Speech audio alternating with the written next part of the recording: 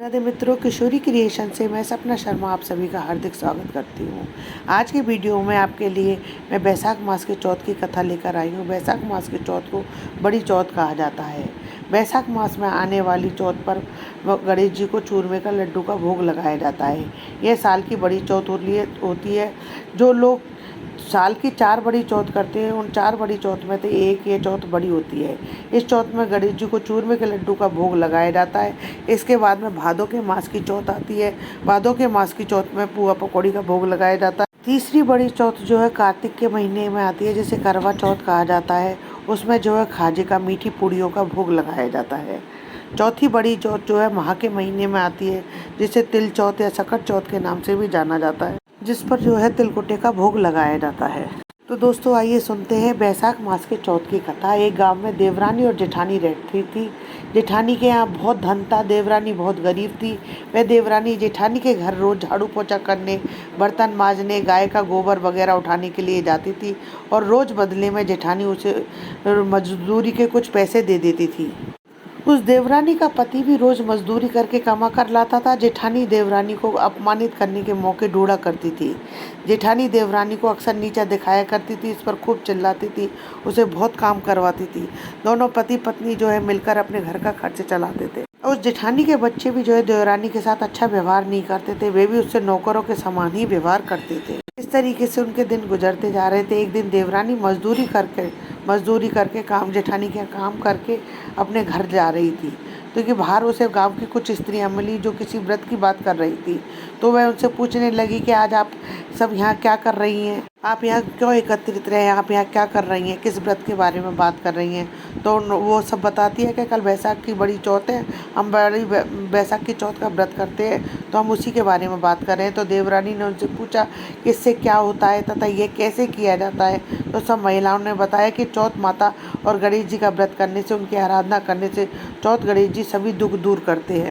वैशाख मास की बड़ी चौथ को करने से पुत्री को पुत्र देते हैं, कुंवारी कन्या को मनपसंद वर देते हैं और अन्न धन के भंडार भरते हैं। तो देवरानी ने सोचा कि क्यों ना मैं भी चौथ गणेश जी का व्रत करके अपने सभी दुख दूर करूं।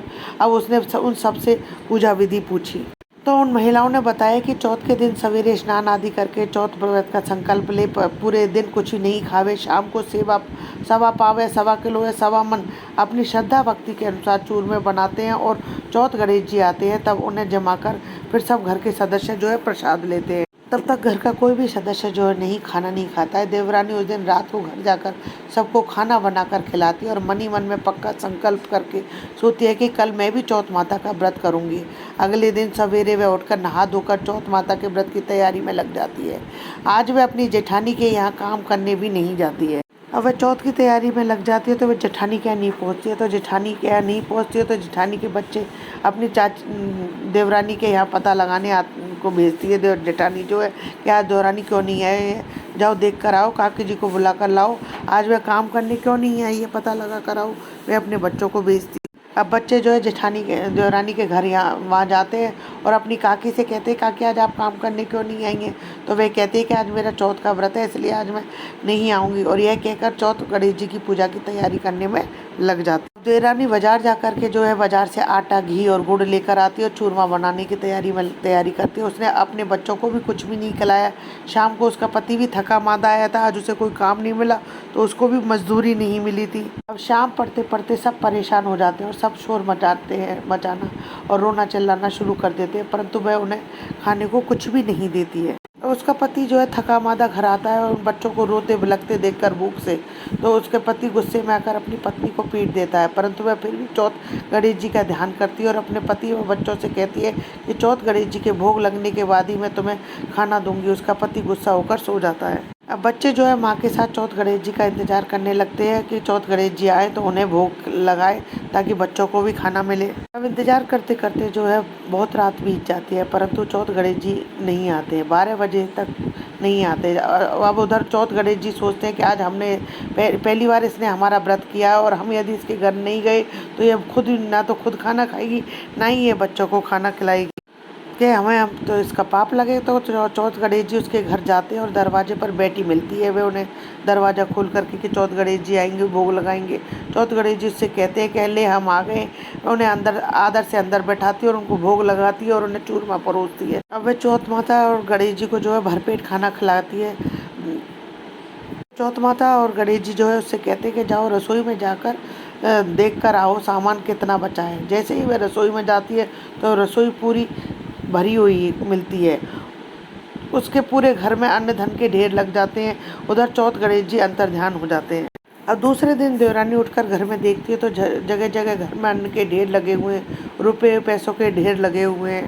अब देवरानी तो ये देख करके चकमक रह जाती है और दूसरे दिन भी वह जो है जेठानी के यहाँ काम पर नहीं जाती। तो जेठानी अपने बच्चों से कहती है कि जाओ काकी को बुला कर लाओ। जेठानी के बच्चे जब उसके यहाँ आते हैं तो उसको देखते हैं कि जगह जगह अन्न और धन के ढेर लगे हुए हैं। बच्चे भी जो है चकित हो जाते हैं और समझ जाते हैं कि अब काकी हमारे यहाँ पर काम के लिए नहीं आएगी। वे संकोच करते हुए कहते हैं कि माँ आपको बुला रही है, परंतु वह कोई घमंड नहीं करती और वह उनसे कहती है कि तुम चलो मैं आती हूँ। बच्चे घर जाकर अपनी माँ को सब बात बता देते हैं। देवरानी जो है दूसरे दिन जेठानी के यहाँ काम करने पहुँचाती है तो उसकी जेठानी अपनी देवरानी से पूछती है कि तेरे ऐसा क्या हुआ कि तेरे घर में एक ही रात में इतना अन्न और धन आ गया। तब वह बताती है कि मैंने चौथ माता और गणेश जी का व्रत किया था, उन्हीं की कृपा से मेरे घर में अन्न धन के भंडार भरे हैं। जेठानी जो है उससे सारी बात पूछती है। वह सीधी सादी जो है सभी बात बता देती है अपनी जेठानी। अब जेठानी मन में सोचती है कि मैं भी ऐसा करूं तो मेरे घर में भी बहुत सारा धन हो जाएगा। अब वह भी साल भर तक इंतजार करती है और अगले वर्ष जब वापस बैसाख की चौथ आती है तो वह भी व्रत रखती है और सभी को बताती है कि आज मैंने चौथ का व्रत रखा है। पूरे दिन वह अपने बच्चों को भी खाना नहीं खिलाती है, पर वह दिन भर खुद भरपेट फलाहार करती है और शाम को 5.25 किलो का चूरमा बनाती है और सबको बोलती है कि आज मेरा चौथ का व्रत है और मैंने इतना सारा चूरमा बनाया है। अब वह अपने पति से कहती है कि आप भी मुझे मारो। तो उसका पति बोलता है कि मैं क्यों मारूं, तू पागल हो गई है कि जो मैं तुझे मारूं बेवजह। अब वह ज़बरदस्ती करके खुद को मार पड़वाती है। अब रात को चौथ गणेश जी आते हैं तो उन्हें भी बताती है कि मैंने आपके लिए 5.25 किलो का चूरमा बनाया है। इस तरह से वह खुद ही अपनी बड़ाई करती है। इसके बाद में वह चौथ गणेश जी को भोग लगाती है और उन्हें खाना खिलाती है। अंत में वह उनसे कहती है कि मुझे भी मेरी देवरानी के समान आशीर्वाद दो। चौथ गणेश जी पूछते हैं कहाँ पर दें। चौथ गणेश जी पूछते हैं कि कहाँ पर दें, कि पूरे घर में दो। तो पूरे घर में गंदगी कर देते, कूड़ा कचरा कर देते, सांप बिच्छू वगैरह छोड़ देते हैं। अब वह तो घबरा जाती है और दौड़कर अपनी देवरानी के पास जाती है और कहती है कि गणेश जी ने तुझे तो अन्न धन के ढेर सारे भंडार भरे और मेरे घर में तो उन्होंने कूड़ा कचरा कर दिया, गंदगी कर दी। उनसे कहती है कि आपने तो मेरी देखा देखी है, आपके घर में तो किसी भी चीज़ की कमी नहीं थी। मैंने तो सच्चे मन से अपने दुख दूर करने के लिए व्रत किया था। आपको चौथ गणेश जी से क्षमा मांगनी चाहिए। यह सुनकर जेठानी वापस अपने घर आती है और रोते रोते चौथ गणेश जी को पुकारती है। अब वह चौथ गणेश जी के हाथ पैर जोड़ती है, बारंबार माफ़ी मांगती है, फिर बार बार गुहार लगाती है कि भगवान आप अपनी लीला समेट लीजिए, मुझे धन दीजिए, धन नहीं चाहिए, आप तो अपनी ये लीला समेट लीजिए, मुझे माफ़ कर दीजिए। तब गणेश जी बोलते हैं कि तू आधा धन अपनी देवरानी को दे, जो तब मैं अपनी माया समेट लूँगा। तो जेठानी आधा धन देवरानी को दे देती है।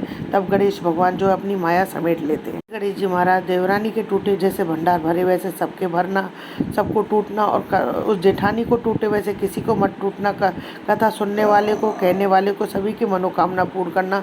कथा अधूरी हो तो पूरी करना, पूरी हो तो मान करना। दोस्तों यदि आपको मेरा ये वीडियो पसंद आए तो प्लीज़ मेरे वीडियो को ज़्यादा से ज़्यादा लाइक और शेयर करें। यदि आप मेरे चैनल पर नए हैं तो चैनल को सब्सक्राइब करना ना भूलें। पास ही में बेल आइकन को दबाएं जिससे मेरे आने वाले हर नए वीडियो का नोटिफिकेशन आपको मिल जाए। जय श्री कृष्णा दोस्तों।